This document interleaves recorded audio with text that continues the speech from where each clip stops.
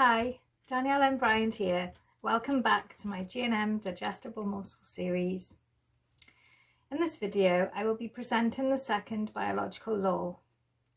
Now, as this series is designed to be progressive, I may refer to previous information that has been shared in previous videos, so I recommend that you watch these videos in order. It is also really beneficial to your understanding and acceptance of GNM that you study these laws in order, and in doing so you will see that this is chronologically how Dr. Hammer discovered them, as each law will add another layer to the last. So please look at my video on the first biological law before watching this. So to summarise, in the first law we saw that what we call disease is a purposeful and meaningful biological program which is triggered by a conflict shock to assist the organism to cope with the trauma. And this program happens at the psyche and brain levels as well as on the organ level. With this in mind, we will now look at the pattern of these programs. The second law will likely cause a shift in your perception of the symptoms that we experience, as it states that every special biological program runs in two phases, provided there is a resolution to the conflict. The two phases are a conflict active phase, where the biological changes are being carried out to help us to cope with the trauma, and once the conflict is resolved, meaning we no longer require those temporary changes that have taken place, the program enters the second phase, which is known as the healing phase, which is where the body is basically getting back to normal. And this is the phase where we will see the symptoms that we commonly call disease. So let's look at the GNM compass, as this shows the basic pattern of the biological program. So here we have a timeline at the centre running from left to right, the level of stress from top to bottom. Above the timeline is the stress phase, when our sympathetic nervous system is dominant, so we are alert to what is happening around us and reactive to it, and maybe in fight or flight. And this in GNM is known as sympathicatonia. Underneath the timeline is the non-stressful restful phase, when our parasympathetic nervous system is dominant, which controls the bodily functions like digestion and breathing. This is known in GNM as vagatonia. At the beginning and end, there is the normal circadian rhythm in and out of stress, named by GNM as normatonia.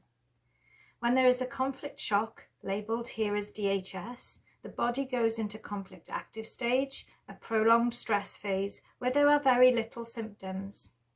As I explained, this is when biological changes are being carried out to facilitate coping with the trauma and encouraging a resolution to the conflict.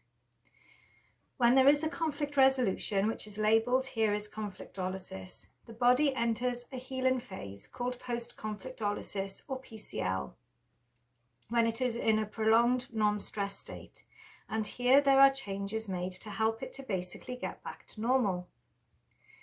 This is in two parts, PCLA and PCLB, with a temporary stress in the middle called the epileptoid crisis, or epicrisis for short. So let's look at some of the signs and symptoms that we may experience in each of these phases. In the conflict active phase, there are very little physical symptoms, though as we are usually in fight or flight, the body processes such as circulation and digestion and sleep are impaired, as our energy and focus are on primarily coping with the conflict. So we may see cold hands and feet as our circulation reduces. We'll have an increased state of stress and anxiety with constant active thoughts of the conflict, poor digestion and possibly a reduced appetite, and an inability to sleep. The reason for these symptoms are primarily to facilitate a quick resolution to the conflict, as the intensity and length of the healing phase is proportionate to the intensity and length of the conflict active phase. On the part of the body that is affected, we will see cell loss or cell growth, or maybe function loss, depending on the program, in a meaningful process that is relevant to the trauma.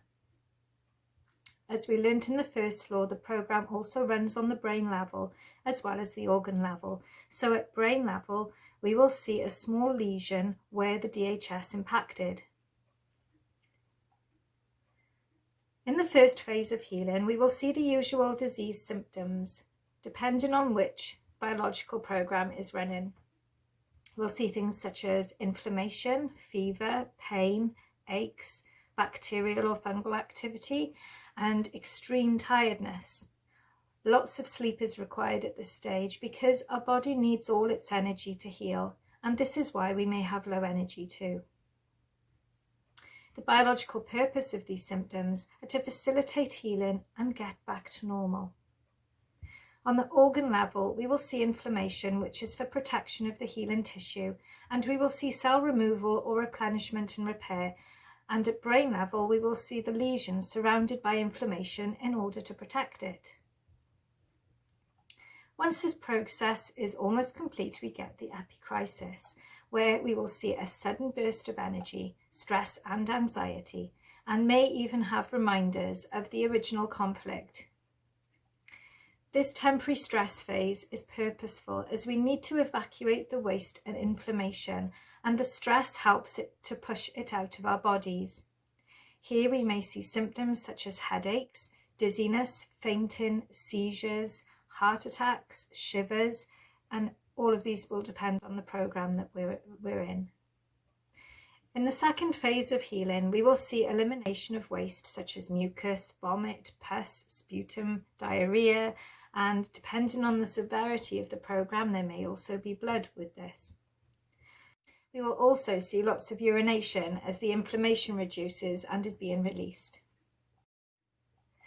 On the organ level, we will see a reduction in inflammation and the scarring process where the work is basically being finalised and put back to normal, and we will see a big improvement in the healing symptoms of the first phase. On brain level, we will see glial cells surrounding the lesion in order to repair it, and this is often diagnosed as a glioma. So all this seems quite simple, but there might be complications to the program.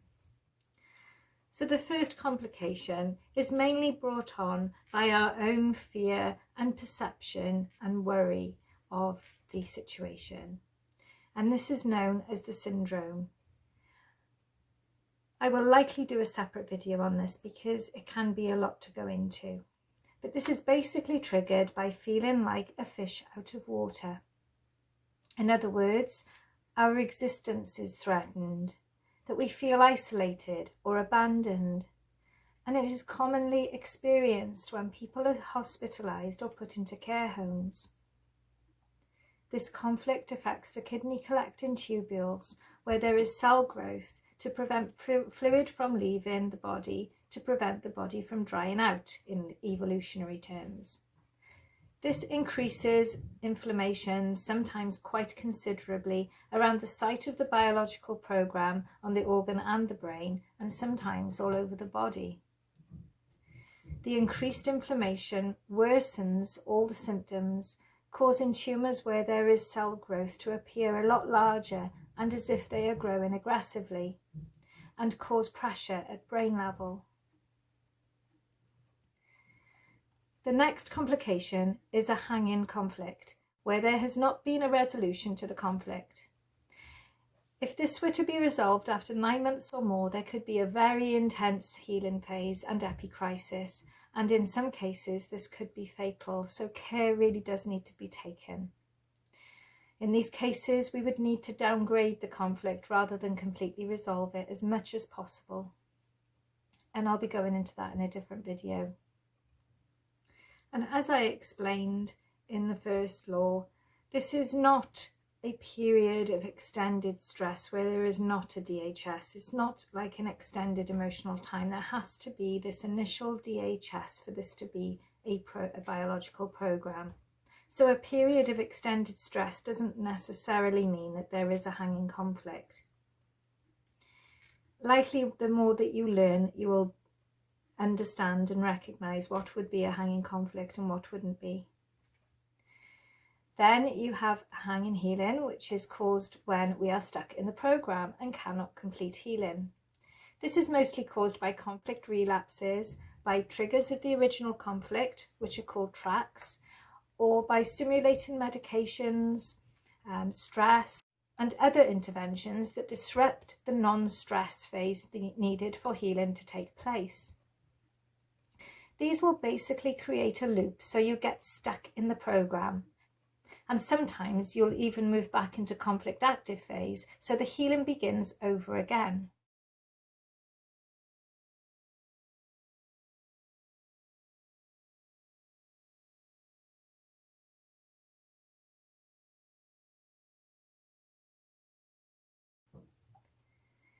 So I mentioned a track, and I'll go into what this is in a little bit more detail. This is when we have created a subconscious association with something we were perceiving at the time of the original DHS. And this could be a substance, a food, colour, person, place, sound or song, weather, time of year, such as seasonal disorders, seasonal flu, anything really. These tracks are purposeful as they create a warning sign that the DHS may happen again. So when we perceive a track, our body runs the program again in preparation for the next DHS. And tracks explain the cause of allergies and intolerances, and I will go into this more in a different video too. So all of this means that when we have symptoms, our bodies are not malfunctioning or sick. They are actually healing and getting back to normal. It also means that our bodies are amazingly intelligent. They are self-sufficient and self-regulating and do not need our constant intervention and constant worry. We have come to think we know better than nature. Our constant worry and intervention, which is all born of our fear-based perception of disease, as I explained in episode 1, is oftentimes disrupting this natural process and causing complications.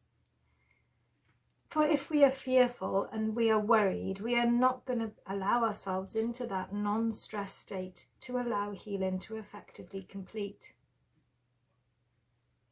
I really hope this has helped you to understand the second law, and I really look forward to sharing some more GNM with you next time. Thanks for watching.